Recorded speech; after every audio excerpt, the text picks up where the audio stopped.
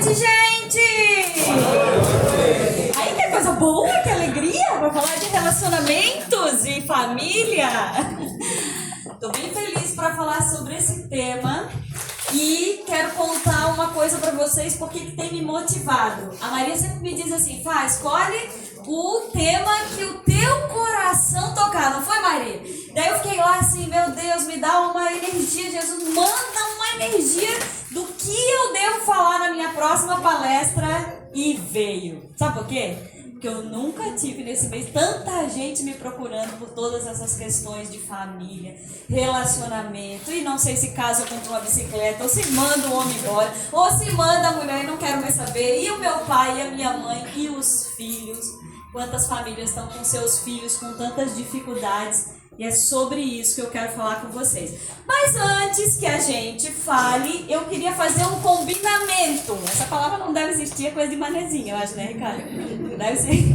Queria fazer uma combinação com vocês, que é o seguinte. Vocês vão me ver falando sobre família, relacionamento, a mente de vocês, porque as nossas redes neurais, elas fazem isso, vocês vão se lembrar de coisas da infância de vocês, de coisas do pai, da mãe, da avó, da avó, do vô, dos filhos de vocês atuais. E a nossa mente é muito danada, porque quando a gente fala de família e quando a gente fala de relacionamentos, o relacionamento que a gente vive, porque sempre vão ter insucesso, não é verdade? Eu provavelmente não tem ninguém aqui que não tenha problemas, porque todo mundo, pode ser todos os empresários que eu atendo, todas as pessoas que eu dou aula, todo mundo tem problemas. Só que a nossa mente vai sempre buscar um culpado. E geralmente a gente faz assim, a gente começa a culpar a gente, ou por engolir um monte de coisas, ou a gente começa a culpar o pai e a mãe, ou a gente pode começar a culpar o nosso filho, ou culpar a gente. Quem aqui é pai e mãe? Eu só sou de cachorrinho. Não consegui fazer filho, gente. 28 anos de casada, não deu certo. Mas os pais de hoje cada vez mais estão se sentindo culpados quando seus filhos estão sofrendo, e não existe culpados, existe ação e reação. Porque se a gente for para o papel de culpa da gente, nós automaticamente entramos num espaço que é um espaço de vítima. E quando eu sinto culpa por mim, porque eu criei mal meu filho, ou fiz não sei o que com a minha mãe, eu me sinto com raiva de mim, e às vezes tenho dificuldade de me perdoar, e automaticamente o meu cérebro, eu gasto energia me culpando, me cobrando, e me vulnerabilizando, e não gasto energia de pensar em soluções e acreditar em soluções. E pior, quando a gente vai pro pai e a mãe da gente, eu vou contar várias histórias para vocês saberem também, quando a gente vai pro pai e a mãe da gente, e se a gente for culpar o que eles fizeram, nós vamos ter que ir lá culpar o vô e a avó, vamos ter que ir lá culpar o bisavô e a bisavó, e a gente vai ter que culpar todo mundo que veio antes, não é verdade? Às vezes quando você senta perto para contar a história do teu pai, da tua mãe, não foi mais difícil que a tua, geralmente, né? Pessoas sofridas machucam as outras. E quando eu escuto a história da minha mãe, coitada, que passou dificuldades, minha avó foi embora cedo, foi criada por uma madrasta, depois meu pai é filho de 19, tem 19 irmãos, então ele só era mais um no meio de 20. Então não tem como a gente não trazer traumas da nossa infância. Todo mundo tem mini, médios ou grandes traumas. Mas os traumas podem sabotar a gente e fazer com que a gente perca a nossa força, se a gente der forças para eles. E eles podem ser, e eu vou contar histórias para vocês verem, e eles podem ser um impulsionador da nossa vida para a gente reconstruir uma história mais bacana. Bora pensar na segunda opção? Vocês me ajudam? E é possível, gente, porque todos nós passamos alguma coisa e é sobre isso que a gente vai fazer. As alegrias e as confusões.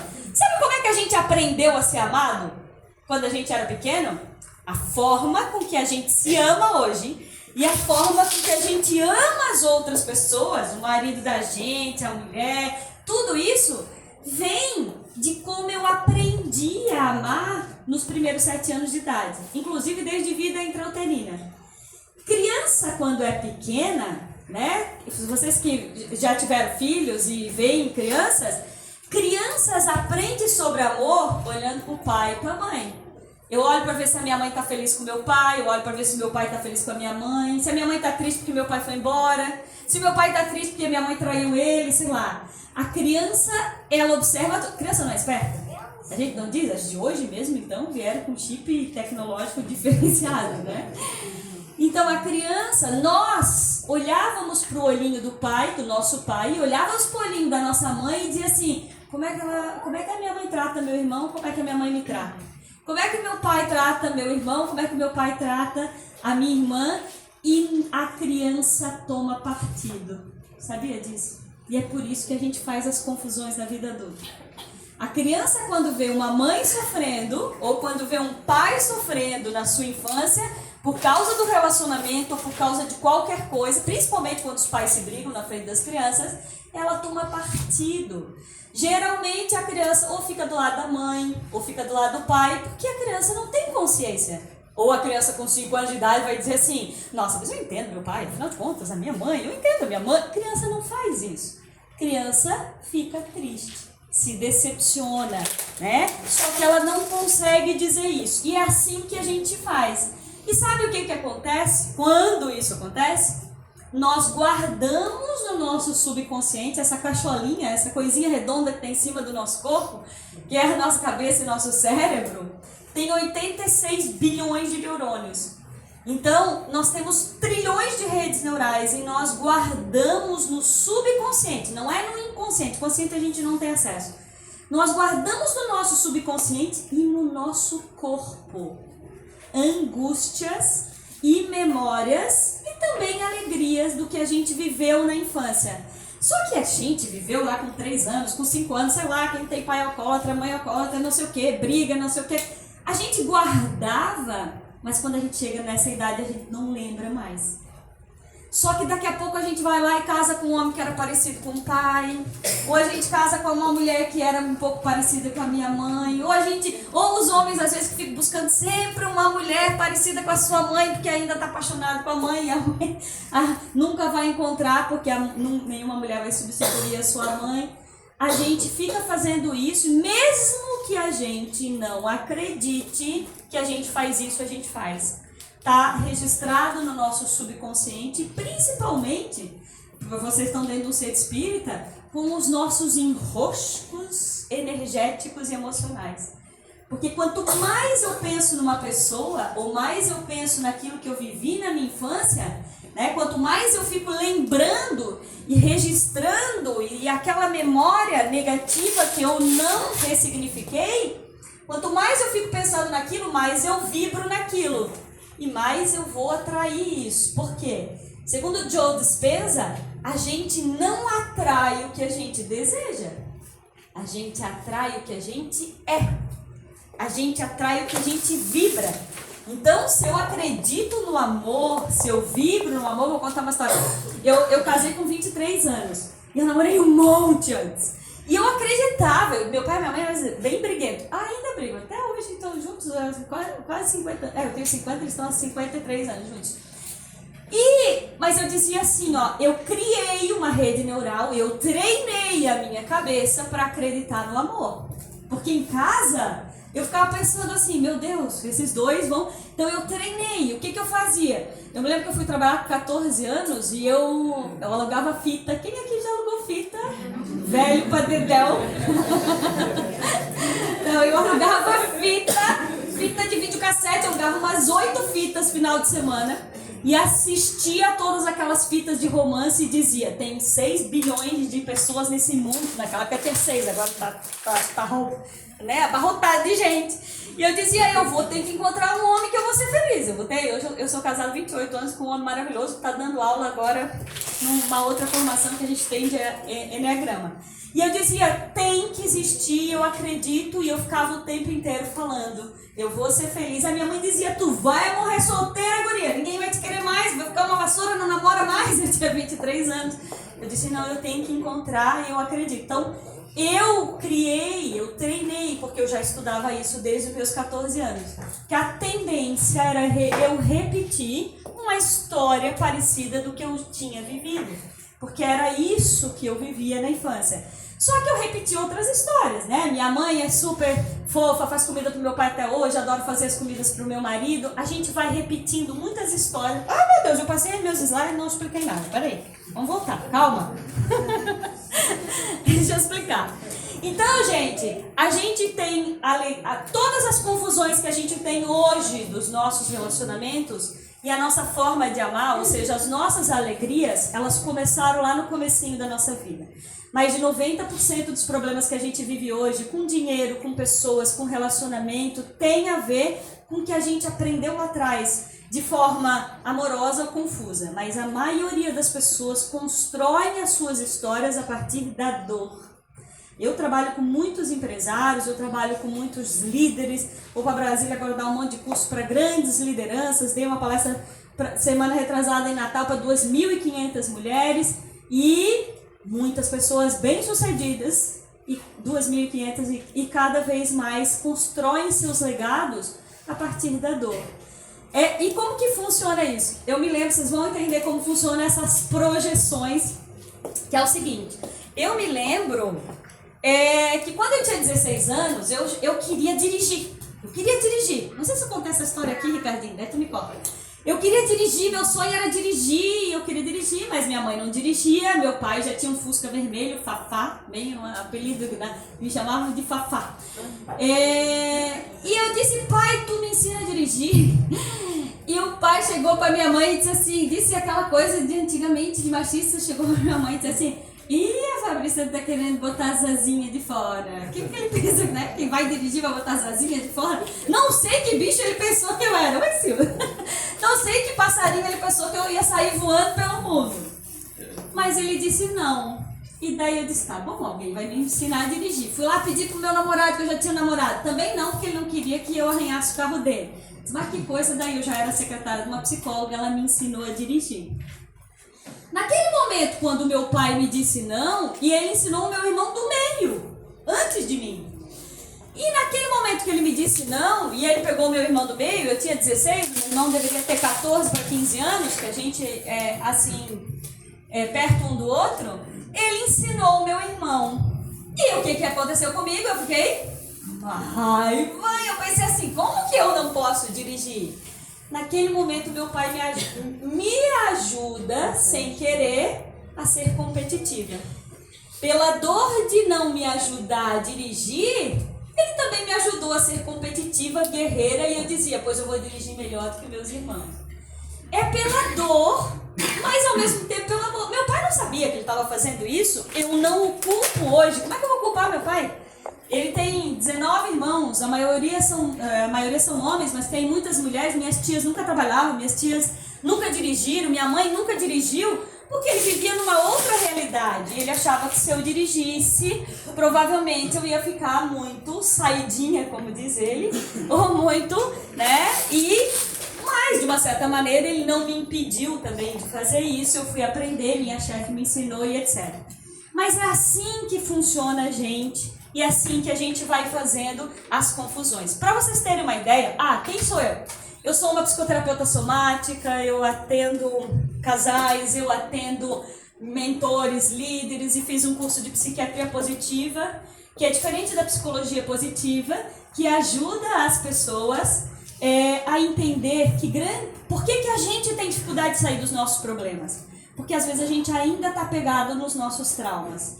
Não adianta eu só dizer assim, eu vou dar conta, eu sou poderosa, vai dar certo, eu vou ser feliz, eu vou encontrar um bom relacionamento, eu vou ganhar dinheiro, eu vou fazer tudo de bom. Eu posso pensar positivamente, mas se eu tenho um trauma com dinheiro, um trauma com homem, um trauma com mulher, um trauma com filho, um trauma com infância, um trauma com emprego, o que é trauma? Minha energia ficou presa ali, eu fiquei com raiva daquela história, eu engoli sapo, eu sofri. Aí se eu tenho essas questões viram uma âncora emocional e energética. Vocês estão no centro espírita, né? Primeiro começa uma âncora mental. Ai, que ódio, por que eu não falei aquilo para aquela pessoa? Primeiro a gente pensa, depois imediatamente a gente sente, que tem uma emoção, depois tem um sentimento, depois vira uma reação bioquímica. Se eu sinto raiva, eu produzo cortisol. Se eu produzo cortisol, automaticamente meus músculos ficam mais tensos e eu reverbero nessa energia e eu vou começar a ter raiva e projetar com tudo e todos. E quando eu faço isso, a minha realidade se torna isso. E daí por isso que às vezes a gente vai, né, na igreja, vai no centro espírita, vai lá, toma um passe e saio tão melhor, mas depois eu volto pro meu padrão da raiva. Aí eu tenho que vir aqui todo dia para fazer isso, porque eu não consigo mudar o meu padrão. Por isso que quem manda na nossa realidade, né, naquilo de bom e aquilo de ruim que acontece na gente, é a gente. Nós temos a capacidade de transformar todo o nosso ambiente se a gente pegar as rédeas dessa bolinha que está em cima do nosso corpo, que é a nossa cabeça. Se a gente treinar os nossos pensamentos para nos amar primeiro e também no perdoar tudo e todos. Eu sei que é muito difícil a gente perdoar a gente que machucou a gente, né? É difícil, é muito difícil mesmo, porque a gente fica às vezes apegado naquilo, às vezes a gente não consegue, mas é possível. Eu tenho uma técnica que eu ensino para as pessoas quando eu trabalho, que às vezes a pessoa diz assim, mas a minha mãe já morreu, mas ele não quero mais saber, mas eu não tenho coragem de falar. Esses dias eu atendi uma pessoa que teve muitos abusos na infância, bem forte, abuso físico, abuso sexual, abuso de negligência, abusos bem, bem difíceis. E ela nem é daqui de Santa Catarina, é fora. E ela estava tão apegada ainda a tudo isso, e principalmente porque ela não pôde contar. Ela não pode contar para o pai, ela não pode contar para a mãe, ela não pode contar para ninguém. Porque contar, hoje em dia, né, causaria uma situação muito delicada para todo mundo. Então ela tinha isso aqui. E a primeira coisa que eu fiz, eu disse, mas vamos aliviar isso daqui. E o que a gente faz? Então, uma dica para vocês fazerem. Tem coisa que a gente precisa dizer. Não mais para a pessoa, porque às vezes vai criar uma situação imensa. Diz para o papel. Pega um papel e coloca aquilo que você precisava dizer, escreve. Escreve, protege, pede para o teu anjo da guarda, faz uma bolha energética, te conecta com Deus, com a tua energia, mas escreve o que você sentiu. Primeiro a raiva que você sentiu. Sabe aquela coisa, aquele nome feio que a gente não pode dizer aqui, né? Mas aquele nome feio que tu precisou dizer, diz ali, depois diz como que você se sentiu. Eu me senti descuidada, não amada, desrespeitada, ignorada, desprotegida, mas depois agradece. Eu agradeço que apesar de tudo eu cheguei até onde eu cheguei. Eu agradeço por isso que eu vivi, porque isso me deu uma firmeza. Eu tenho que agradecer meu pai. Eu sou tão poderosa, gente, hoje. Eu fiz tanto, eu já dirigi carro, já dirigi moto. Já tive uma moto, quase o tamanho da tua. Tive moto, caí. Aí larguei a moto na hora. Aí tive uma XL 125, porque o meu pai me ajudou a ser poderosa. Se ele tivesse feito tudo pra mim, me protegesse, dito que eu poderia fazer, eu não teria tanta força para conquistar o carro que eu queria e conquistar as coisas que eu queria. Então, gente, por isso a gente precisa perdoar. E por último, e perdoar pelos outros, não, tem gente que diz assim, eu não posso perdoar aquela pessoa. Em hipótese nenhuma, eu posso perdoar minha mãe, não posso perdoar meu pai, não posso perdoar, não perdoa por eles, perdoa por você. As pessoas fazem coisas, as pessoas que fazem maldades com a gente também viveram outras maldades e não sabiam do que estavam fazendo tanto isso. E às vezes a gente precisa fazer isso para que a gente possa, de uma certa maneira, seguir adiante e seguir de uma forma mais leve. Bom, gente, quem foi que viu aquele filme do Elton John, Rocketman? Alguém viu? Meu amigo, que bom, só um. Gente, vocês precisam ver filme, né? Cinema? Por favor, 3, ótimo. Rocketman, gente. Então, é isso, a gente constrói. Isso aqui é meu marido, e essa é a minha família de base hoje, não meu pai e minha mãe, né? Então, a gente constrói a nossa vida baseada em projeções que a gente viveu. Rocketman, o Elton John, sabe o Elton John, aquele cara que toca piano, que sempre usou óculos, sabe? Ele é inglês. E o Elton John, quando ele era pequeno, com 3 anos de idade, ele já tocava piano. Com 3 anos de idade, ele tocava piano e ele era um maravilhoso músico na vida. E daí, só que o pai dele não gostava muito da mãe dele, que a mãe dele traía o pai dele. E o pai dele não gostava dele porque ele era muito sensível, um pouco afeminado. E o pai dele não gostava daquilo. Então o pai dele rejeitava ele o tempo inteiro. E a mãe dele não queria saber. A mãe dele tinha um monte de namorado e tal. E ele tinha uma avó que acolhia. Essa é a história de muita gente, né?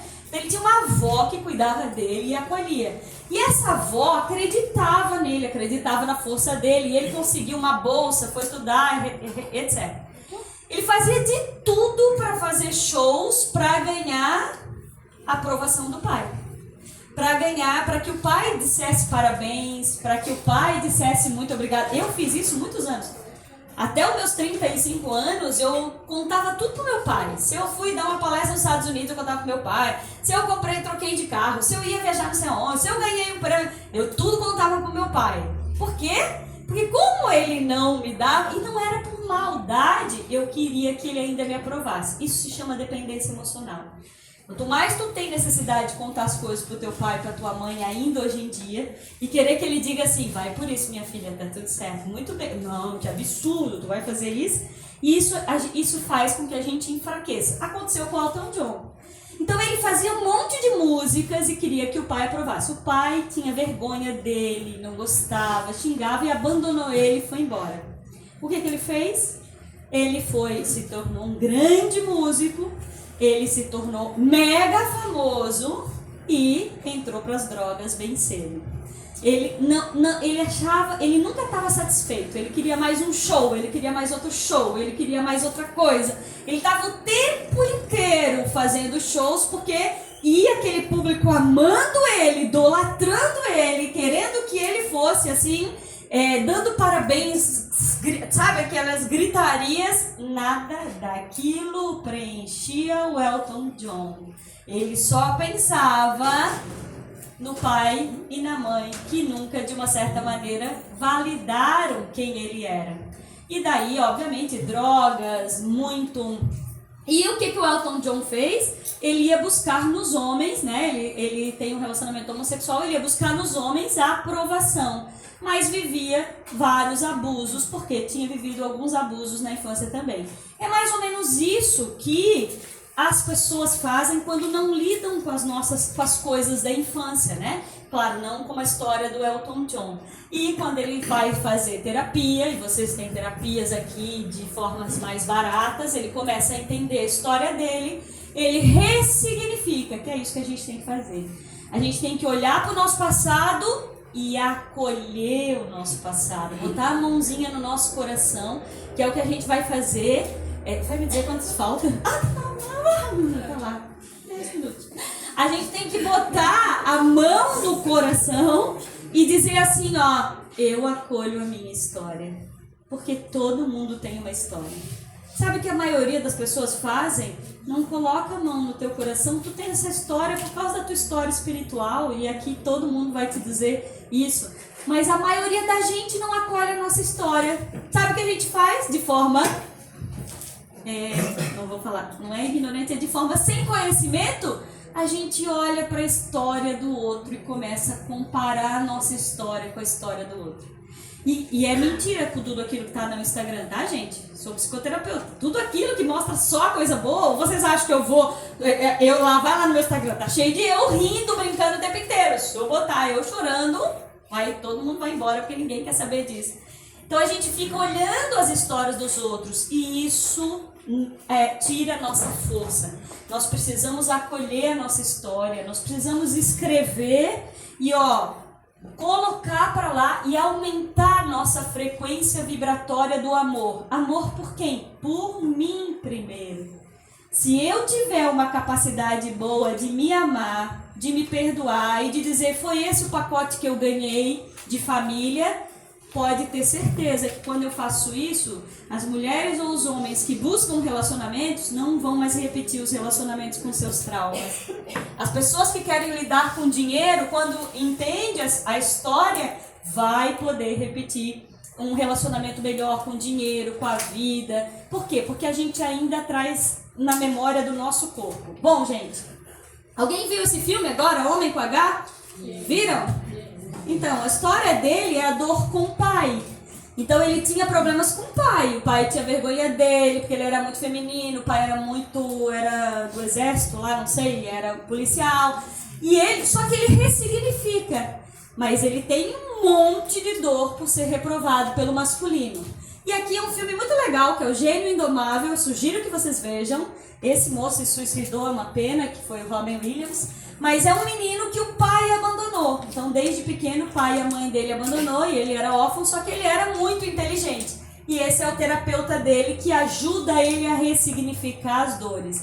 É muito importante que a gente fale, porque senão na vida adulta a gente vai criar projeções. E às vezes a gente cria uma história, um relacionamento, um trabalho baseado na dor.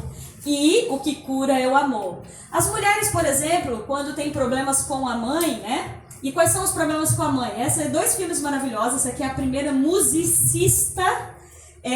Foi a primeira musicista... maestrina. Obrigada, a senhora viu? Foi a primeira maestrina do mundo, né? Mulher. Primeira maestrina, que foi abandonada pela mãe, acho que a mãe era freira até, né? Não, a mãe não era freira. A mãe não aceitava, ela era judia e os pais eram alemães. Os pais eram alemães, isso. Porque adotaram, E ela foi adotada por uma madrasta, ela não sabia que era a madrasta dela, e o pai, só que ela foi muito machucada por essa madrasta, então ela tinha um monte de problemas por causa da dor em relação à mãe. Esse é um filme muito bonito também. Por exemplo, quando a menina tem problemas e bate de frente com a mãe, porque ficou com raiva da mãe, que a mãe era não sei o quê, e a mãe às vezes, né, sem culpar a mãe, sem culpar o pai, na vida adulta ela tende a ficar competitiva com outras mulheres. Né? A mesma coisa, ou se a menina teve problemas com o pai, na vida adulta ela pode repelir a história com o homem ou buscar uma história parecida para poder lidar com aquilo. Então, gente, eu já falei isso para vocês, né? 60% da nossa personalidade ela é genética. 60% veio do pai, da mãe, do avô e etc. 20% é o meio que a gente vive e 20% é a nossa vontade. Então, 80% de quem nós somos hoje se desenvolveu até os nossos 7 anos de idade. Por isso que é tão difícil a gente mudar hoje em dia. Mas a gente tem 20%. E qual é o 20%? A nossa vontade. Mas o teu cérebro, o teu corpo... Gente, o Joe Dispenza diz assim, ó. O nosso corpo tem memória. Eu sou uma psicoterapeuta corporal haitiana, né? Então, por exemplo, tudo que a gente viveu em vida intrauterina da mãe, no momento da amamentação com a mãe, nos primeiros anos de vida, com mãe, pai, com irmãos, na infância, na creche... Nós não lembramos até mais ou menos, tem gente que até lembra de 3 anos de idade, né? Nós não lembramos porque o nosso neocórtex, que é a parte do cérebro que faz a gente lembrar, não estava pronto. Mas o nosso corpo lembra. Quem é que às vezes não sente uma saudade, uma falta e põe a mão no peito? Toda vez que alguém tem um peito bem colapsado, quando você vê assim um buraco grande no peito, fala de fragilidade, fala de carência na parte da amamentação, falta na infância, ou aquelas pessoas que ficam com o peito bem grande para não sentir o amor, porque sentiu muita dor de ser protegido. O nosso corpo tem memória e nós estamos viciados na escassez de acreditar no amor e nas boas relações. Nós estamos viciados. Por causa de quê? Por causa das nossas dores que a gente não ressignifica e não trabalha. E daí o que a gente tem que fazer? A gente tem que pegar as rédeas da nossa vida. A gente tem que treinar. Gente, eu tenho que treinar. Eu tenho problemas quase que diários sempre para resolver. E eu treino. Muitas vezes eu tô triste, muitas vezes eu tô com vontade de chorar, muitas vezes eu tô com vontade de pegar o pescoço de alguém, assim, posso pegar todos os modelos hoje? Você vai pegar alguém? E daí eu vou lá e digo assim, por que eu tô passando por isso? O que eu tenho que aprender com isso? De que forma? Semana passada mesmo, fiquei tão chateada com uma história, e eu geralmente não fico chateada assim com as pessoas, porque eu não entrego meu poder pessoal para qualquer problema, não entrego mesmo, porque eu sei que eu sou muito legal amando, mas eu sou muito ruim brigando. Então eu não quero perder para mim mesma. Então eu prefiro vibrar no amor e eu treino vibrar no amor. Eu treino porque Senão, eu não posso baixar minha frequência porque todo o meu resto vai baixar. Então, eu treino o quê? Eu treino pensar positivo, eu treino ser amor por mim mesma, eu treino dizer essa história não é minha, essa história é da minha mãe, essa história do meu pai, essa história do meu irmão, essa história é dessa pessoa, essa história do meu marido não é minha. Porque se eu me identificar e ser uma justiceira de tudo e de todos, eu vou apontar dedos e o julgamento vai fazer, toda vez que a gente julga, vocês estão no centro espírita, né? Sabe quando é que tu pode julgar uma pessoa? Como diz a minha mãe, será que pode ser isso? Tu não pode ter rabo preso com ninguém. Tu só pode julgar se tu não tem nada que desabone tua conduta. Fora isso, deixa para Jesus fazer, que a gente tá tudo no mesmo barco. Toda vez que a gente entra nesse processo de julgamento, a gente, quando aponta para lá, a gente automaticamente se vulnerabiliza. E se você tá no caminho da luz, a vida pode ter certeza que vai achar uma situação para puxar o tapete. Então, gente, é isso que a gente faz as nossas confusões do amor. Já falei para vocês que a gente tem 60, 70 mil pensamentos por dia. E Joe Dispenza diz assim, ó, todo dia, tá? Todo dia a gente deve estar com 50 mil. Já me viram falar isso aqui, né? A gente está com 50 mil pensamentos agora, vamos até ter mais uns 20 mil antes de dormir.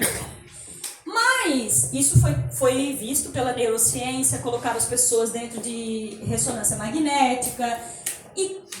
Só que ele diz que 90% do que eu estou pensando hoje é igual do que eu pensava ontem, que é igual do que eu pensava anteontem, que é igual do que eu pensava anteontem. Nós vivemos no piloto automático, porque o nosso corpo está com mágoa guardada, o nosso corpo está com medo escondido, o nosso corpo está com dificuldade de dizer eu posso de novo, de levantar de novo e conseguir, porque a gente tem essas memórias. Então, nós precisamos criar pensamentos de amorosidade com a gente, de acreditar na nossa força. Nós somos uma anteninha, né? Nós aqui é só um corpo físico, mas nós temos ligação direta com Deus, com Jesus, a nossa equipe espiritual. Só que esse povo aqui de cima, inclusive Deus e Jesus e a nossa equipe espiritual, só vai poder fazer alguma coisa pra gente se a gente pedir daqui, se a gente desejar. Se eu usar os meus 60, 70 mil pensamentos por dia hoje pra ficar falando mal da Sil o tempo inteiro, que a Sil fez não sei o que, não sei o que, amanhã eu vou pensar igual, amanhã eu vou pensar igual, daqui a pouco não é mais a Sil, daqui a pouco vai ser a Izzy, daqui a pouco vai ser o Fabrício, daqui a pouco vai ser outra pessoa, e as minhas relações vão ser isso. Então eu tenho que pegar as rédeas. E é difícil. Por que a gente às vezes não pega as rédeas do nosso pensamento para vibrar no amor nas relações? Porque a gente tá com essas mágoas aqui que a gente não falou. Então escreve no papel, vai para um terapeuta, mas ressignifique isso. Bom, eu não vou falar muito disso, mas nós temos 5 fases da nossa infância que a gente tem que passar bem nela. Vida intrauterina, oralidade, amamentação, fase anal, genital infantil, fase do poder. Nosso corpo de hoje dá para escrever e dizer qual é a relação que ele teve com a mãe dele, com o pai dele, quanto tempo ele mamou, quanto ele tem de carência, quanto ele tem de força para dar conta da vida. Então, nosso corpo expressa tudo isso. Por isso que é importante, quem é pai e mãe, deixe seus filhos se frustrarem. Hoje os pais e as mães estão fazendo demais para os seus filhos. Eu me frustrei pra caramba porque meu pai não dava tudo que eu queria, minha mãe não dava tudo que eu queria. Eu sei que não é fácil, eu sei que é difícil, né? Eu não tive filhos, eu sei que seria arrogância minha me dizer, mas eu falo com os empresários que estão desesperados. Os filhos não conseguem parar um dia no emprego, ficam 5 dias e pedem para ir embora. Não é verdade? Os empresários já não sabem mais o que fazer. A geração nova não dá conta do problema. Por que não está dando conta do problema? Porque chega em casa, pede tudo e ganha. Se em casa eu ganho tudo, eu automaticamente não treinei me frustrar em casa. Quando eu vou chegar no trabalho, o que vai acontecer? Meu chefe vai dizer assim, aqui não pode chegar atrasado. Aqui você tem... Hoje mesmo eu dou consultoria para uma empresa no interior de Santa Catarina e uma das pessoas me falaram, olha, aqui hoje o chefe chamou e não pode mais usar o celular aqui dentro. Ele tem o direito, não pode, porque a maioria estava usando o celular no horário de trabalho, estava com essas dificuldades e o trabalho estava ficando. E uma delas quer ir embora, porque acha que é um ambiente abusivo.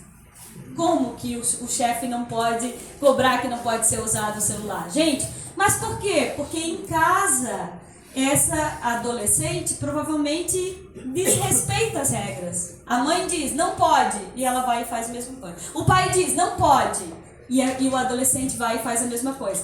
Se o adolescente ganha, semana passada eu dei uma palestra no Senac em Tubarão, se chama Meu Filho Fora do Quarto, para vocês verem como tá difícil. Meu Filho Fora do Quarto. Não foi gravada, é uma pena. A gente pode falar sobre isso aqui, fazer uma dessa um dia, né, maneiro? Os filhos estão cada vez mais trancados dentro do quarto, cada vez com menos dificuldade de sociabilização, e quando vai para o mercado de trabalho não tem força, porque não tem musculatura emocional para lidar com as questões. Então, filhos precisam se frustrar. Eu não frustrei quando meu pai disse que eu não ia dirigir, mas eu provei que eu podia dirigir. O fato de eu não ter sido preferida foi a que menos ganhou, por ser mulher, foi a que mais conquistou. Isso aqui eu já falei para vocês, pensamento, emoção, vira sentimento, bioquímica e comportamento.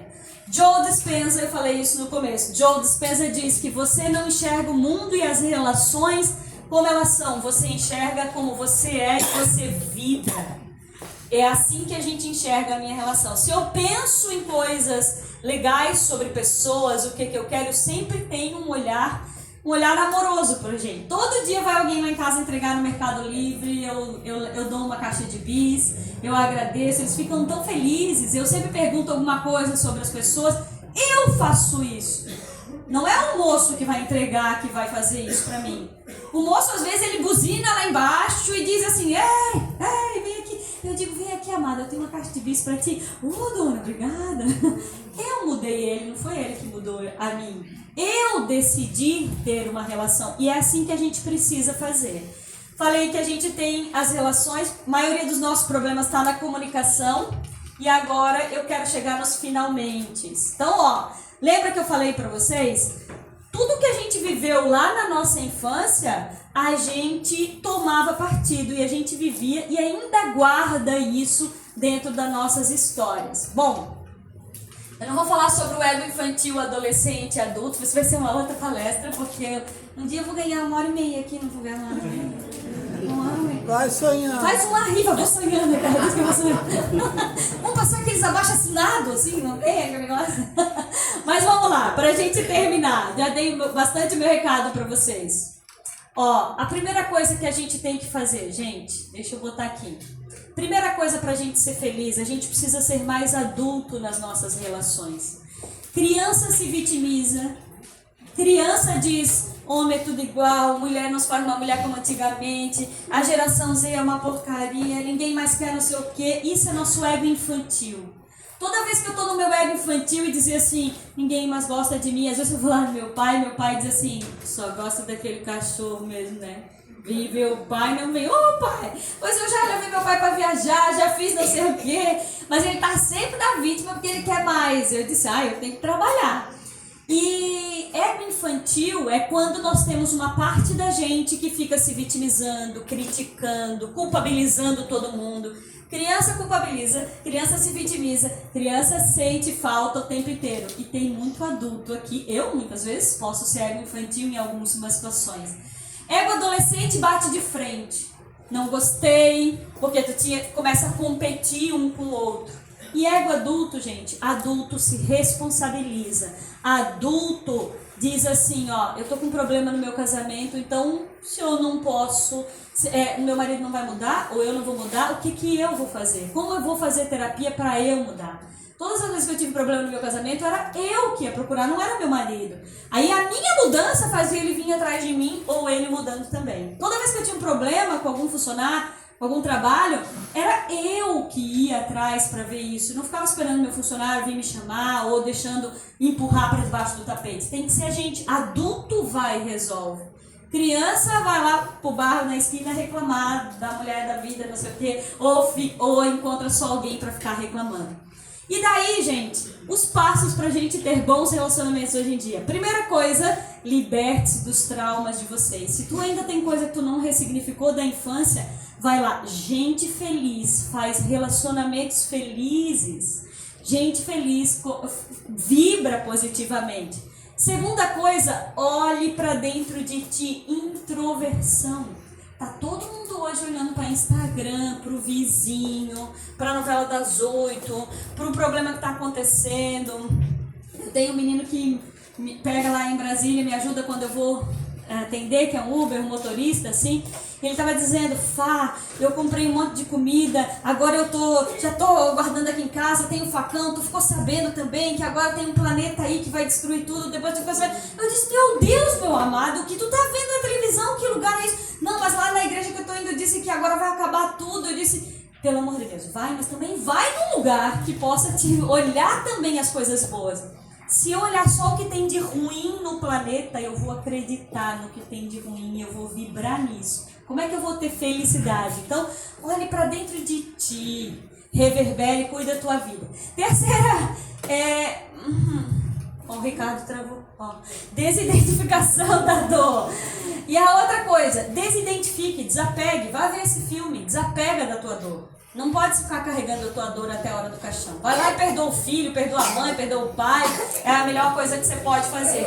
E busque apoio, terapia. Gente, busque terapia que te ajude a olhar para o amor por você e para te olhar para frente. Não busque só a terapia daquela que fica, ou grupos de apoio que diz assim, coitada, realmente foi bem difícil, imagina, foi bem difícil pra você, meu Deus, realmente e tal. Não vou ajudar ela, eu tenho que acolher a dor dela, porque eu sei que foi difícil, como foi difícil pra mim, foi difícil pra muitas pessoas, mas eu tenho que ajudar essa menina a empurrar e olhar pros recursos dela pra ela dar conta da vida. É assim que tem que ser uma boa terapia, olhar, ressignificar e a gente ir pra frente. E claro, às vezes a gente não dá conta, então às vezes a gente desaba, às vezes a gente chora e a gente tem que buscar redes de apoio. Então, gente, o que você é quando ninguém tá olhando? Quando ninguém tá olhando, você tá pensando o quê? É isso que você vai atrair. E por último, perdão, resiliência e amor. E eu sugiro que vocês vejam esse filme que está na Netflix agora, Como Ganhar Milhões Antes que a Avó Morra. Uma história de um neto que tem que cuidar da avó que está com câncer. E é muito linda a história. Por quê?